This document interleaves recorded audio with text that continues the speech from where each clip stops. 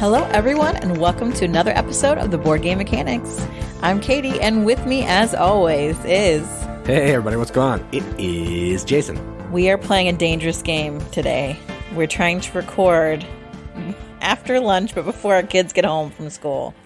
So, who knows what's going to happen? Dangerous. That's the only way we know how to live. Fast and loose. Board Game Mechanics. Yeah, it's funny. But it's true. Like, I am a little nervous. So I don't want to belabor. I don't have anything fun to say. We have a big episode. So let's get right into news and crowdfunding. I've got a couple really interesting things from Kickstarter today. The first is like a game I played over this past weekend. I don't know what the brand was that I played, but it was one of those puzzle mystery kind of games, which I love. I think it was Catch a Killer or something. Hunt Down a Murderer. I don't know. But this game seems maybe a little similar. It's from Diorama, and it's called the Vandermist Dossier. And so this is kind of where you are playing the detective that is following in the footsteps of this young amateur detective who's hoping to follow the footsteps of her dad.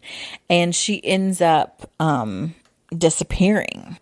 So she leaves these clues for her sister to follow. So I think you're kind of maybe playing like the sister. I'm not sure. But everything is analog in this. And it's like real like evidence like you can touch. And this is from like an old missing persons case out of like a 1970s Dutch village. So there's like newspaper clippings and letters and a map and puzzles to decipher. It doesn't have like rules or a time limit or anything or like don't open this until you've solved this. It just has all this kind of narrative justification that moves it along, which I think is super cool. I didn't watch the spoiler-free review because I don't know about that. But it looks like there's lots of really cool type things in there, like that look like real paper, and they've like got these little hidden puzzles everywhere. And the original Dutch version, they said, has 2 sequels actually to this one. So if all goes well, they were thinking about translating those as well. So it looks cool, like. It really looks cool. So if you like solving things, looking at like a decoder wheel and newspaper clippings and town maps and, figuring that stuff out with a group, it's really fun. This sounds like something you should check out. So the Vandermist Dossier from Diorama, there's only 4 days left on that Kickstarter, but it's only $48 for this first mystery, which I think is actually a pretty good deal. Yeah, not bad. I was actually looking at the page while you were talking about it, and I did see, though, that shipping to the U.S. is 22 euros. So that's like $28 or something, America. Yeah, because you get like this big, like weathered archive box or whatever, so it's all part of the presentation. So it looks cool. The presentation looks really neat. It does. Well, if we want to go a little smaller, my next one fits that bill. This is from Flat Out Games, who have brought you such things as Cascadia, Overlord, Overboss. What's the name of that one? That's that one you hated, right? Overboss? Yes, yeah. Overboss. And there was one more. Yeah, Calico. Calico, yes. So that group has made a new game called Verdant. And so this is a game about plants, which I think is kind of cool. And it has the similar feel from those other games where you're drafting a card and a token. But this time there are 2 different kinds of cards. You can draft a plant or you can draft a room plus a token. And I know some people have talked about how Cascadia is kind of hard to score, and this might be similar, but you're scoring a little bit differently in that you've got a home that you're setting up and you're kind of alternating between plant and card rooms, and then you're adding like pieces of furniture and pets and nurturing tokens to your rooms to go next to your plants. And so there are scoring bonuses if you match a plant next to a room that gives the right kind of light for it. If maybe you put a piece of furniture in there that goes with the room, that goes next to a particular plant. There are little nurture tokens that allow you to gain some points in different ways if you're attending to your plants. It looks cool. Like I've liked those other plants, and they have like a ton of actual plants with like real information on there. I think you can get a bunch of. There are like 17 more plants, I think, as a Kickstarter promo, but you get 124 unique plant cards. So if you like plants, or if you just happen to like any of those other games that Flat Out Games has done, I would definitely check out Verdant. There are 5 days left on that Kickstarter. And the best part is base pledge, $29. Yeah, the price point on this is amazing. And I'm sure it's fine because all the other Flat Out games are good. The only thing that I saw about this one, it has the like paired drafting like Calico, where you take a tile and you take a token. I don't like that. I don't know. I don't like that. It feels, and that makes it feel too much like Cascadia to me. So I don't know. I'm struggling with it a little bit. The only thing I like about this one is that you've got 2 options. So you've got your tokens in the middle and your cards on either side. So you've got plant cards on one side and room cards on the other. So you can choose if you want to take a plant card or a room card plus the token. So I like that there's a variety of that. The other nice thing is for $29, you get like these leaf-shaped meeples, and like the components look really good too. Yeah, I'm sure it's nice. They have good production, so yeah, I have no doubt. And also, the art is by Beth Sobel. Beth Sobel, and so it's really pretty. I think it's neat. So if you like plants, I would check out Verdant. $29 is a pretty good deal. My last one is completely different, but so fitting for the Halloween holiday season. And this game is called Reap. It's by Jason Anarchy, who has apparently created lots of like funny type games, and this actually looks like a good game. Maybe compared to what else? I don't know the other ones, but the first game he mentions is Drinking Quest, and I'm like, oh well, that says a lot. His name's Jason Anarchy. I mean, how good can the games be? I mean, really? I doubt that's his real name, but right. His real name is Jason Wiseman. He's Canadian though, so I feel like he must be nice. Yeah, well, probably true. It's just, I don't know about these other games. And, but and Scared of the Dark. Stop. Eats Tim Hortons. This game looks interesting mechanically. So the interesting background is that he wanted to develop a game that kind of made light a little bit of death because of all the death we'd seen because of COVID and stuff. And he just wanted to say like F you death and make fun of it. So that's why he developed this game. So in this game, you get to choose a little Reaper meeple, and they're really cute. They're like just shaped like tombstones, but they have little like skeleton face, and then his little like Reaper scythe in his hand. They're pretty cute. And you get to pick like these spooky player screens, and then you get 3 skull tokens. And so then you also get these. You choose a soul card that goes. No, you draw a Reaper card. Reaper card goes behind your screen. Reaper cards have 3 actions. You can reap, sweep, or keep. So you place your Reaper token out on this little grid of soul cards. So you're going to reap these souls. That makes sense. They're different types, different colors, that sort of thing. Those come in handy with your Reaper card. You can sweep as a Reaper card, and what you can do is you can get rid of a soul card that's out there and replace it with a new one. So it could foil someone's plans because they might want to keep the soul card that they're on, and the most skulls wins the soul. Ties cancel each other out though, so you can put multiple of your skulls on the keep part.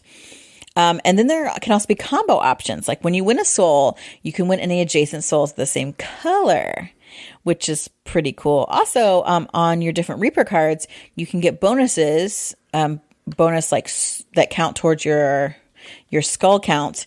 Based on the color that you bid on. So you don't really know what people's bids are. Or you can reap, and that's where you kind of mess with other players. And then you can move when you reap, you move your Reaper meeple to an adjacent soul. And so you can kind of surprise other players who might be bidding on those souls. They didn't think you were going to bid on it because you didn't put your token there. Just like a little hidden movement, light, fun game with some card bonuses. It's got cute, adorable artwork, even though they're Reapers. That's adorable. They're really, really cute. I gotta tell you. It reminds me in some ways of Demon Worker because it's like, oh, the Grim Reaper and these souls. But it's like adorable anime artwork, and it's It's just cute. So you try to win souls. You're trying to get the big combos to win extra souls because the first one to 9 souls win the game. It's just adorable. Yeah, I'm actually interested in this one. It does look really fun. I was looking at it while you were talking. If you like that game, if you like that interesting theme, if you like the idea of like hidden movement, funny little themes, there are, I believe, 6 days left on this Kickstarter. And when I clicked on back the project, it said it was $31, but in the actual campaign, it said it's $29. I wonder if it's like a tax or something. Yeah, I don't know. So possibly $29 and or $31 for Reap. This is cool. I like that concept of trying to basically gather souls for points, but people don't know what you're really trying to do. Mm-hmm. I think that is super clever, and I'm interested in that for sure. Yeah. So that is my Kickstarter news for the day. All right, so because the episode is going to go on with like 3 times as many games in our feature, we're not going to do a games played section today. So sorry, but we're going to be talking about a lot of games. So maybe you'll get your fix on that. Because even when we talk about games played, it's still just games that we're talking about. You didn't play them. So what's the difference if we're talking about games we played or just games that we like? It's all the same. So no games played for a while because we're going to be doing our top 100 games of all time for a while. So just a little disclaimer there. So when we look at our top 100 games of all time, we use of all time and people are like, didn't you do this last year? Yes. That's because every year we find new games show up at our door, we play them at cons, whatever. And so our lists change. Now, you will see some games continue, but they rise and fall. Actually, I was so surprised when I made this because I'm looking at my top, like even 200, and from 101 to 200, I'm like, these are all games I really like. But my top 100 were all games I really like too. So we like to do this because it helps us kind of look back at the games we've played, remember them, think about them. It pulls new games back to our mind to play again that we haven't played in a while. And we hope it helps you maybe discover some new games for you to play. So this episode, we're going to cover from our top 100 games. We're going to start at 100 and go to game number 91.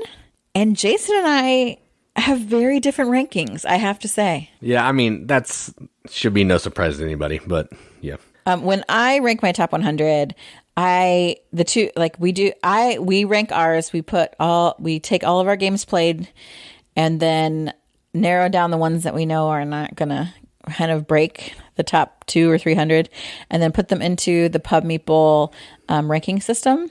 Shout out to them. And then we export them and then rank them. So when I see 2 games that come up to rank, I think if someone presented me these 2 games right now, which one would I pick? And so my guesses are based on what I feel like playing right now, as well as like 2-player only games or solo games would rank way lower for me because I like playing with people. But that's a little bit different for Jason. So Jason's going to start us off with his number 100. All right, so my list is way different from last year. I have games that I really, really like up into the 400s, so that's interesting. But anyway, we'll just talk about the top 100 right now. Your list is fake news, always. It is fake news, you're right. I'll probably be making changes, it's fine. Just don't tell anybody I said that. My number 100 is actually a party game, sort of. It's like a gamer's party game, because there's no way you're going to just play this with people who don't play games a lot, because it's kind of complicated. And that game is called Ladies and Gentlemen. It's from the company Libellude, I think. I don't know how you say their name.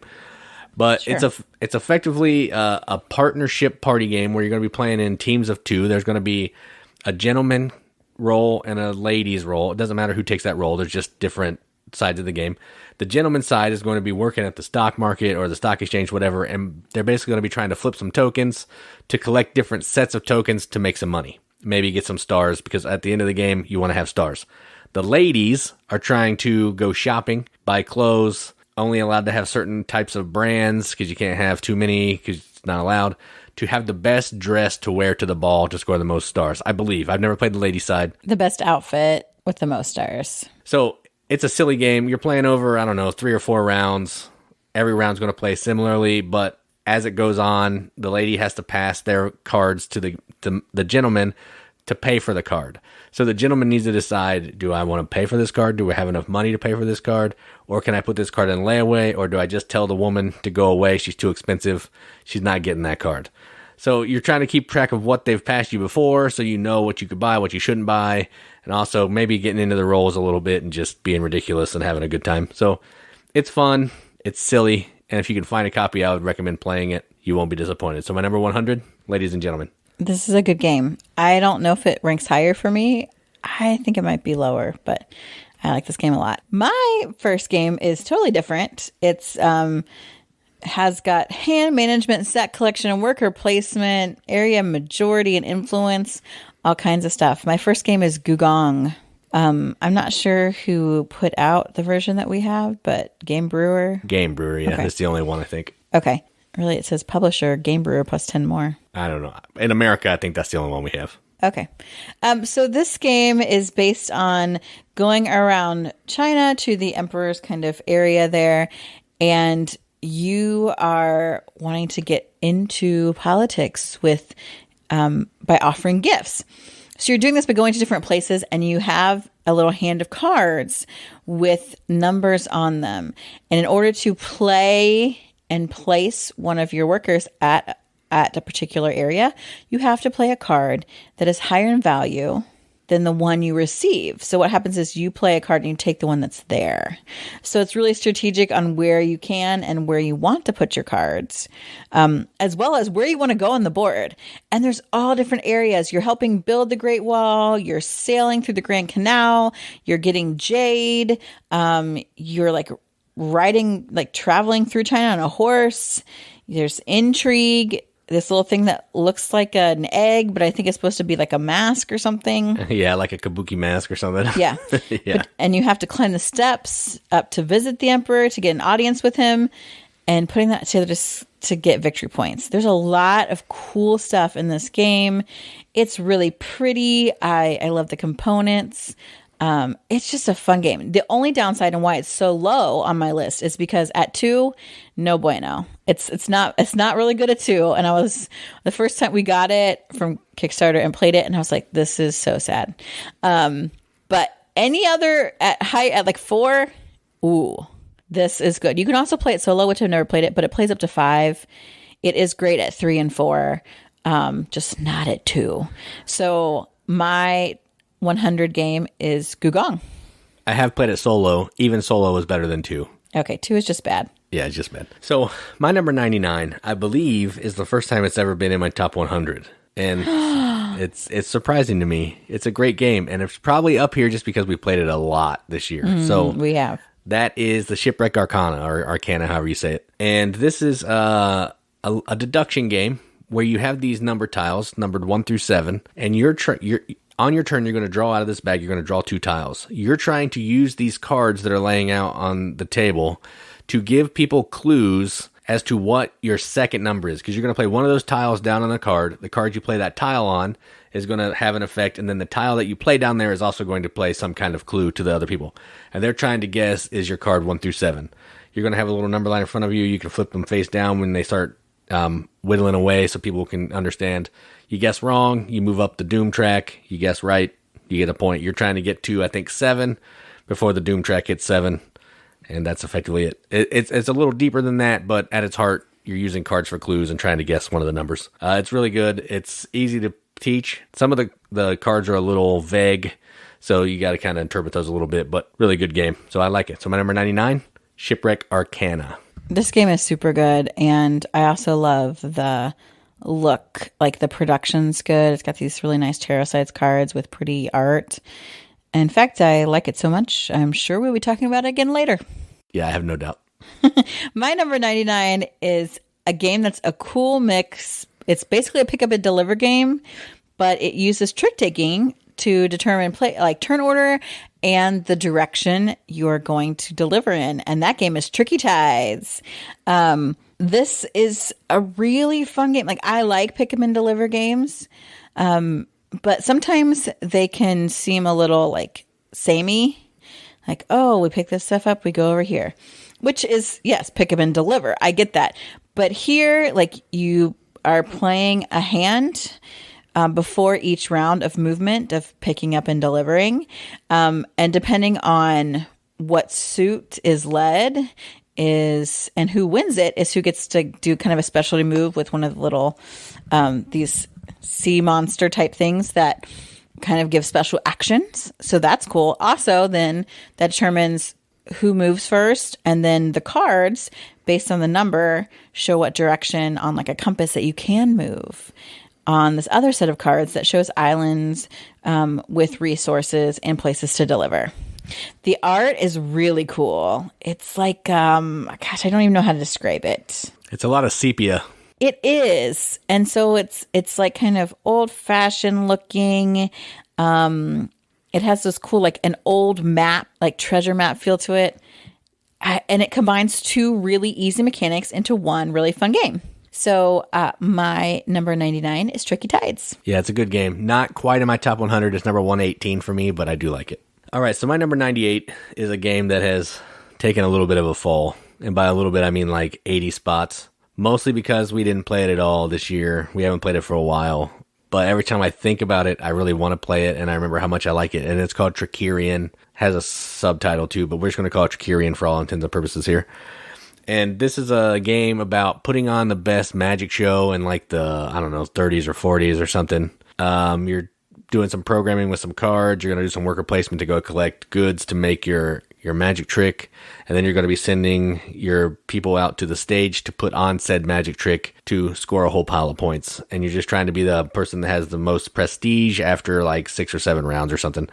Again, it's way deeper than that, but that's the gist of the game. The artwork has that same old school look, kind of like Tricky Tides. It still has a lot of gray and tan and fits the theme pretty well. And it takes up a huge space on the table, which is also hard to get it out because everybody's going to have 2, 3, 4 player boards depending on what they do.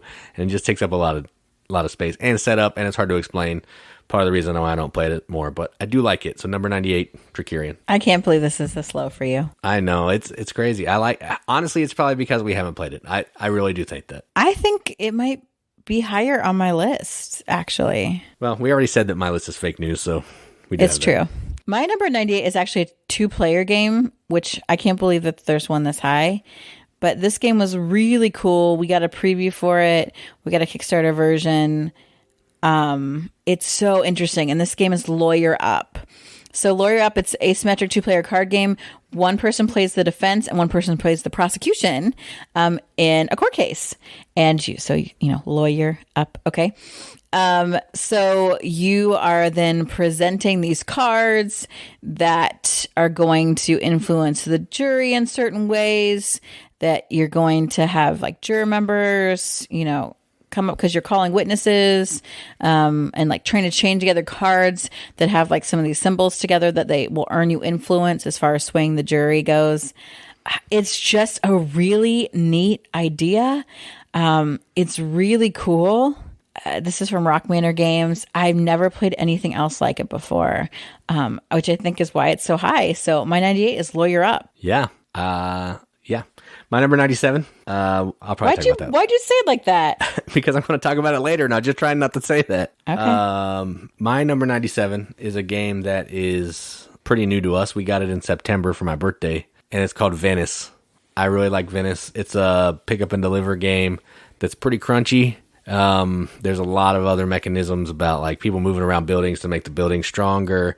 When you go past the building, the guy in the building will throw cubes at you to put in your boat. If you cross another player's boat, you're going to get like some intrigue. And if you have the most intrigue or whatever at the end of the game, you get arrested and you automatically lose. But at its heart, it's a pick up and deliver game with some really cool gondolas and really nice art. And I like it quite a bit. Hence the reason it's my number 97, Venice. I think I like it more than you. Just saying. That's what you say. Yeah. Yeah. And then I yell at you. Yeah. I don't get weird. I just make a casual comment and move on. My number 97, I don't know if this really deserves to be this high, except because I haven't played it that much, but I think the potential is there, and I love the components. So my number 97 is Yamatai. This is a Days of Wonder game, and true to Days of Wonder fashion, it's gorgeous. And I can't resist a Japanese-themed game. It's so pretty. The components have these really cool, like torii gates and like temple buildings. They look awesome. And so you're placing ships to move from these islands to build tories and buildings on them, to get some specialists, to get money, all those things, to get the most points. It's just so pretty. I think the idea of making like this chain of boats to move you along on through these islands is really neat. And I don't know, it just speaks to me. So my number 97 is Yamatai, and I like to say it. Yeah, this is a good game. It's not my top 100, but I still remember playing it, and I like the way it looks on the table. It's just so fun. Yeah, it's a good game. My number 96 is a game that has also had a great fall. It was up higher last year, and it's called the Quacks of Quedlinburg. No way is this your 96. Yeah, the ultimate list said so. But again, something happened to my list. I don't know. Yeah, it's crazy. I love Quacks. In my opinion, I thought it would be higher, but apparently not. Quacks is a push your luck game where you're trying to make these potions to score a pile of points. You're pulling chits out of a bag, and if you get too many whites, your pot blows up, and you bust. If you don't do that, you get some points, all that kind of thing. You're trying to just end the game with the most points. It's really good. We have both expansions. I like both expansions. I like playing with everything because I'm crazy. It's just a fun game. If you like push your luck and you like silly themes of being a quack doctor making some medicine for people, you need to check it out. So my number 96, Quacks of Quedlinburg. Fake news. It's like I don't even know you anymore. Oh my gosh. You saw me do the thing. I did the thing, and then this is what happened. I think you were sleeping and just hit the button. Like, I honestly think that might have happened a few times. Right. I don't what, this is messed up. Nobody listened to Jason's list. He's wrong, minus the correct list. My number 96 is a game we actually backed on Kickstarter. So take that, all you people who are like, you just should pay for it like the rest of us. We do. So this game is Tattoo Brawl. I love the idea of this theme because I don't think it's used often enough. So you have your tattoo parlor, and the boards are super cool. So everyone has their own personal board, which shows their tattooing room. You've got a waiting room and a place where, and a tattoo chair. You've got these two places to load up ink to use in your tattoos, and a place to set your tattoos. Each person has like a certain specialty, like you would if you're a tattoo artist, like their own specialty. So there are certain types of tattoos that you're better at tattooing. Certain places on the body you're better at tattooing because your different clients will give you that. So you get more money for your specialties, more money on better placement. And it also takes time to complete tattoos. You can complete ones you're good at faster. There's just so many thematic elements in this game. It's just, I mean, like, that's what I love about it, is that everything makes sense with the theme. You're like, oh, I know what I would have to do here because, of course, I've got to wait time. Of course, I've got to have this right kind of ink. Of course, I need to, this person is going to give me more money if I give them my specialty. Like, it's really cool. So it's just really just basically card play, resource drafting, kind of, and then contract fulfillment, but with a really super cool theme. So my number 96, Tattoo Brawl. Yeah, this is a good game. Not my top 100, but I do like it. Well, your top 100 doesn't make any sense anyway, so. That's true. So it doesn't matter. So we'll just say my list is completely arbitrary. I'm just grabbing games and putting them in an order. How about that? That sounds what it's not even in an order. It's just wherever. Just games. So number 100 could be my number one. Who knows? Mm-hmm. My number 95, or whatever number you want to assign to it, is a game that someone who listened to us sent to me as a gift because I wanted the first edition so bad and I couldn't find it. Well, I could find it, but it was super expensive. And this game is called Pret-a-Porter. No way this should be this low. No way. Well, we haven't played this for a while, and the last couple times I played it, there's always been somebody at the table who's been moaning and whining about it. I think that kind of tainted me a little bit. I'm not going to mention his name, but his name Brandon. begins with... Yeah, his name begins with Brandon, yes. So maybe that's what did it, but I think if I played it more, it'd probably be higher. This is a game it's a worker placement game where you're trying to build a fashion empire. Effectively, you're building onto your fashion building, you're getting contracts to help you accomplish some goals, and you're ultimately trying to design pieces to enter into the fashion show. Pieces will be a certain type, a certain color, so on and so forth. You're trying to score the most points i.e. money, by selling the best fashion set that you can in the fashion show rounds. Again, it's a lot deeper than that, but at its heart, you're running a fashion empire, trying to score the most money. It looks really good. It has great art. The gameplay is pretty simple once you get it down, but some people just don't get it. And I'm probably bad at explaining it too, so I think that doesn't help, so I'm not going to put all the onus on them. But I like this game. It's good. My number 95, Pret-a-Porter. You're right. It is good. So good that we probably won't hear about it from me for a couple of weeks. It better be like in the top 20 after all that crap you just gave me. It might be. It's probably at least top 30, I think. So my number 95, appropriately where it should be, is a game I can't seem to get away from lately. It's spooky. It's Halloween themed. It's been featured as an $8 buy at good old Ollie's Bargain Superstore. And that game is Bring Out Your Dead. I love Ollie's. You would. So Bring Out Your Dead. It's a game about trying to get your family members buried. Everybody's got their own color coffins. You got a cart for each turn. Only so many coffins can get on the cart. So you do that by doing kind of simultaneous action selection where everyone has the same amount of cards or same numbers of cards. Same numbers on cards, really. Except you could get some different ones. But for the most part, everybody's got the same number of card that allows you to put one coffin, two coffins, or draw a specialty card. And you're playing three of those each round. Each round. If there are not enough room for your coffins on the cart, they get tossed into the river, which will give you negative points. And then when you are actually burying the coffins off the cart, there's some area majority and influence for points as well. It is silly. It is oddly made by Upper Deck, I believe. I think someone else took it over now. Upper Deck. Ginger Ale Games took it over, but Upper Deck really put this out, and which seems so weird. But this is a really funny, tongue-in-cheek themed game. So my number 95 is Bring Out Your Dead. Yeah, number 120 for me, so I'm not far off from you on there. All right, so my next game, number 94, I think fell a little bit because I haven't played it this year at all, and that is called Tapestry.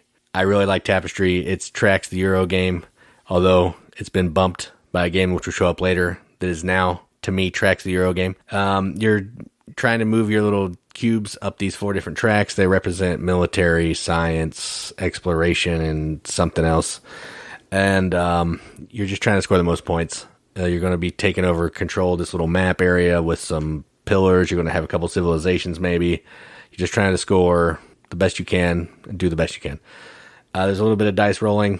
Not too much, but effectively moving a cube, taking the action, doing the thing. It's a really good game. It's not a civilization game by any means. It's just moving tracks, doing the thing. But I like it, and it's fun, and I'll gladly play it at any player count more than 2, because 2 is not that great. So my number 94, Tapestry. I have no idea what's going to be in your top 20. I have no idea. It's going to be like Clue and Mall Madness, apparently. Monopoly. Yeah, I think Mall Madness might be up there. My number 94 is what's your game? And it is brutal. And this game is Zhangguo. Zhangguo is set in China, if you couldn't tell, and you're trying to help unify the empire through all sorts of public works and political intrigue. But you don't want to work people too badly or they get mad at you and want to revolt. So you're helping, build on the Great Wall some. You're sending out emissaries to different towns. There is just a lot of stuff happening here. You have very limited turns. It's so tight, but oh my goodness. It's so interesting of a game. And honestly, it's this low because we don't play that often and it's hard. It is hard. As much as I like to burn my brain, this one really gets it. But it is good. It is worth it. It's definitely, if you want to challenge yourself, I would check this game out. My number 94, Zhangguo. Yeah, this game is terrible to teach, too. I played it with Brandon once. No bueno. That was a mistake. It's rough. It is rough to teach. My number 93 is a game I like quite a bit. We actually have an expansion that we haven't played yet, which could make it go higher still. And it might have been higher last year. I don't know. Last year's list probably fake news too, so who cares? My number 93, Istanbul. I really like Istanbul. This is you're moving your worker around this grid of tiles, and when you get to tiles, you're trying to effectively get gems. It's a race to 5 or 6 gems depending on the number of players. And the way you're doing that is by trading in goods, spending money to get gems, go and visit to places to get some gems, be the first person to do some things to get some gems. Just a race. But the way that it works is interesting to me. I like it. It's just fun. So that's why it's on my list. Number 93, Istanbul. I don't know where this is on my list, but it's a good game. I like this more than you. I think I've always liked it more than you. I think you do, but maybe there were some that I'm like, oh yeah, that's a good game. And I feel like I rank it higher just because in my mind, I know it's a good game, even if I don't want to play it. That's weird. That is weird. I never want to play this game, but it's my number 1 game of all time. That's not true. For number 1, at least. My number 93 is another Days of Wonder game that has really awesome production and pretty artwork. And at first I didn't think I liked this, but the more I play it, the more I figure out how to play it my way, the more I like it. And that game, I was going to say, talk about fake news for me. Good night. Oh, shut up. Listen. Deep Blue. It's Deep Blue, everybody. Okay, before Jason rudely interrupted. I was not into Deep Blue because it is a pressure luck game, which I like, but I don't love as much as Jason. And so I was like, just not pressing my luck. I don't really like to do that. It makes me too nervous. But the last couple times we played, I have really focused on the card play because you're also kind of building, in some ways, I don't want to say an engine, but almost like a deck for yourself of cards of different other explorers and sailors that will help you get more out of dives.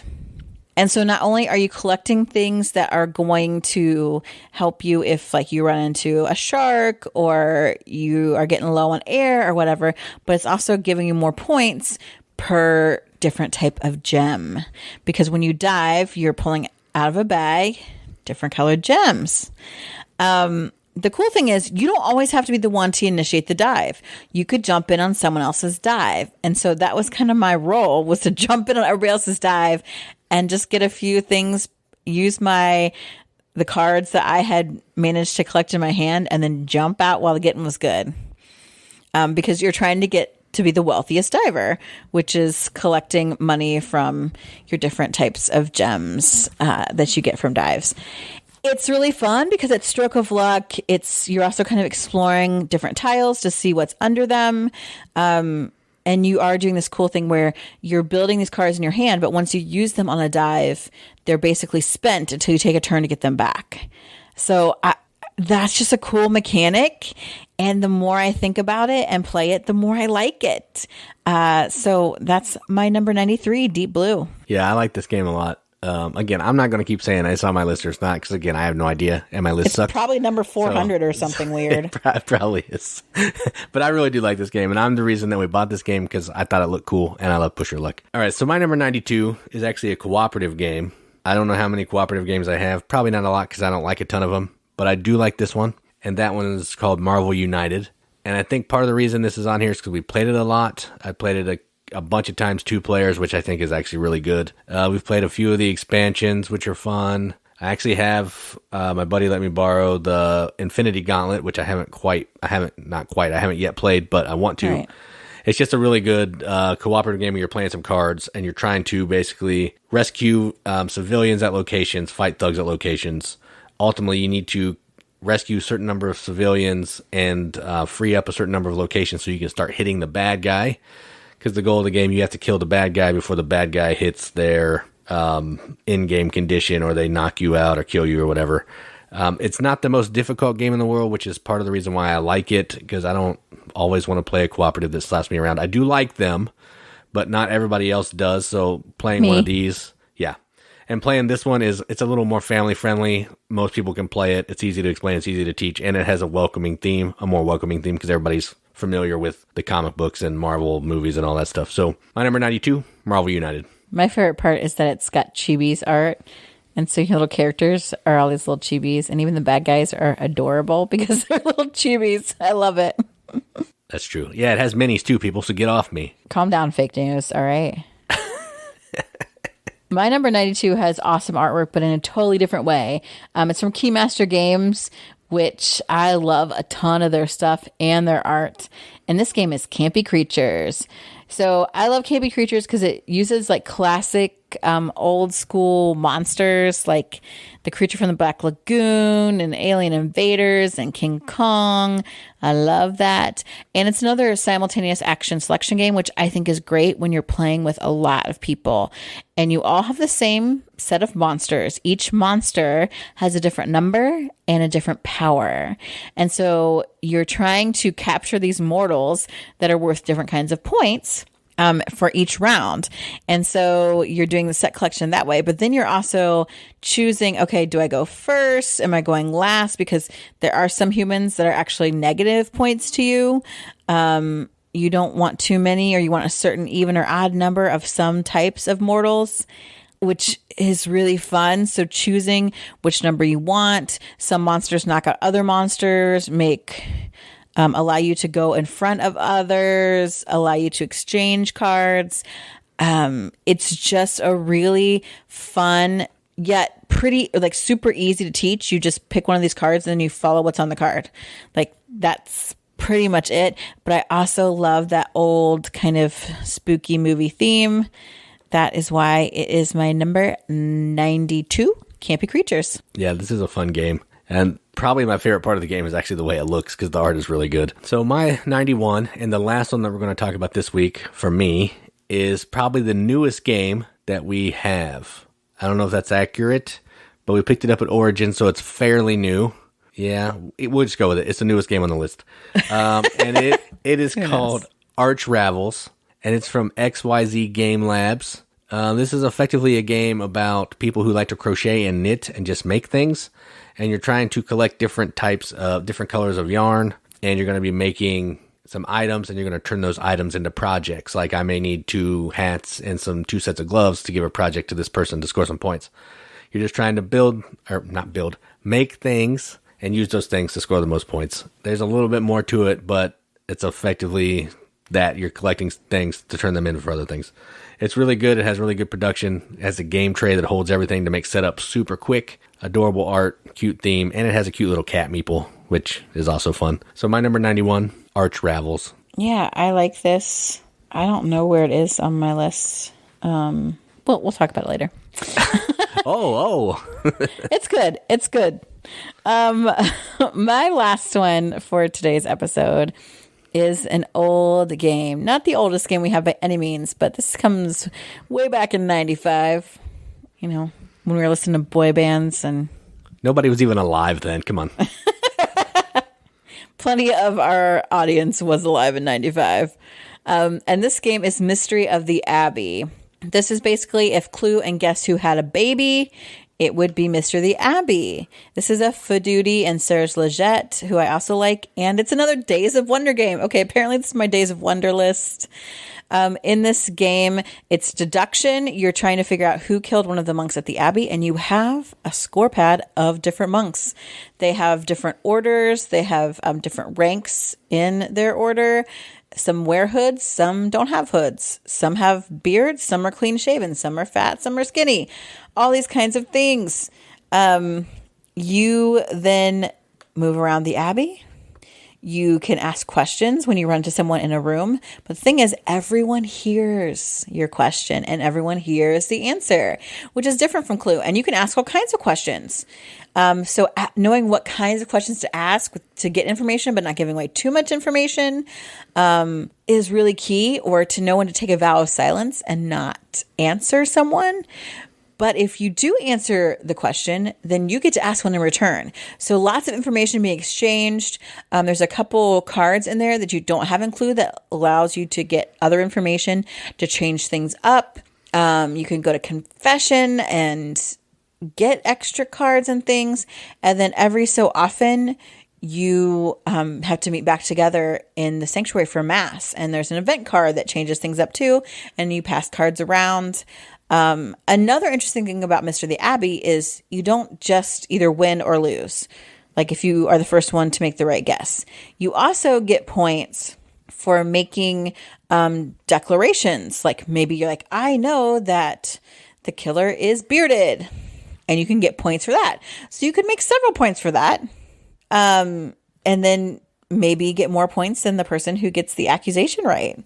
I love deduction. I think this theme is really fun.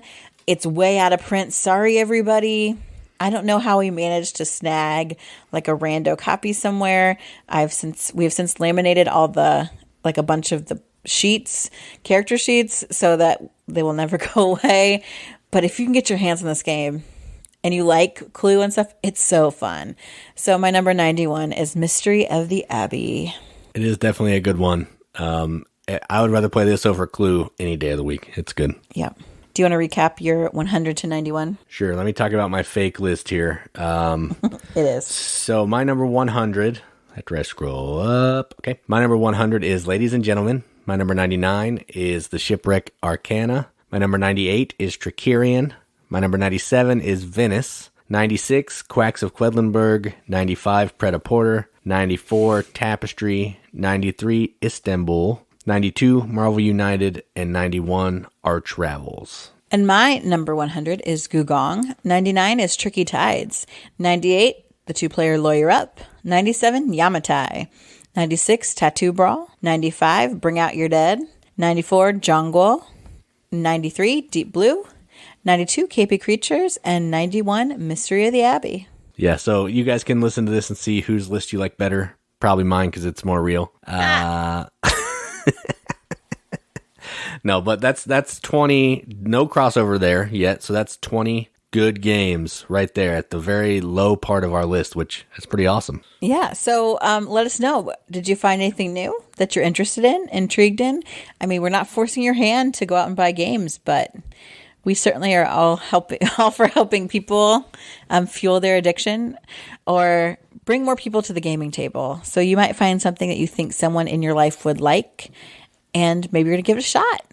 So tell us about your games. If you've never used the Pub Meeple ranking system, give it a go. Give us your top 100. I would love it if you would rank your games and then give us your top 110 each week, and keep up with this so I can see what games other people are playing. You'll notice as we go along, Jason and I will have a lot of crossover because we play games together and we own games because one of us likes them. So for that reason, we love to hear from you guys, what you guys are playing, what you enjoy, so we can broaden our collection as well. Yep. And as always, check out our friends at the Board Game Rundown. They have a pretty good show. They like to do weekly topics of random things just like we do. Randomness in the board games is the way that I like to roll. So apparently they feel the same way. So yeah, go check them out.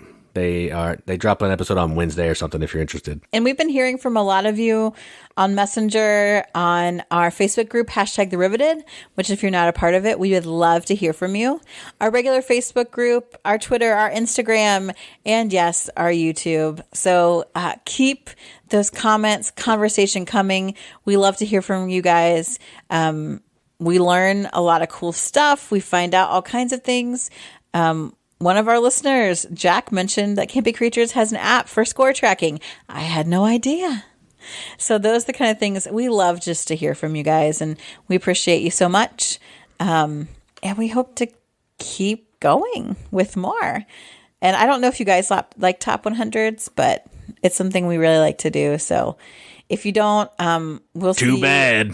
We'll see you in January when we change up topics. Yep, too bad. Sorry. All right, well, I think that's all we've got. We made it in time. I might even be able to squeak in a nap before our daughter gets off the bus. Yeah, could be. Yeah, 20 minutes. You're good. All right. Well, I'm getting off here now, so thanks, everybody. I've been Katie. And I'm Jason. Keep gaming, everybody. Keep gaming.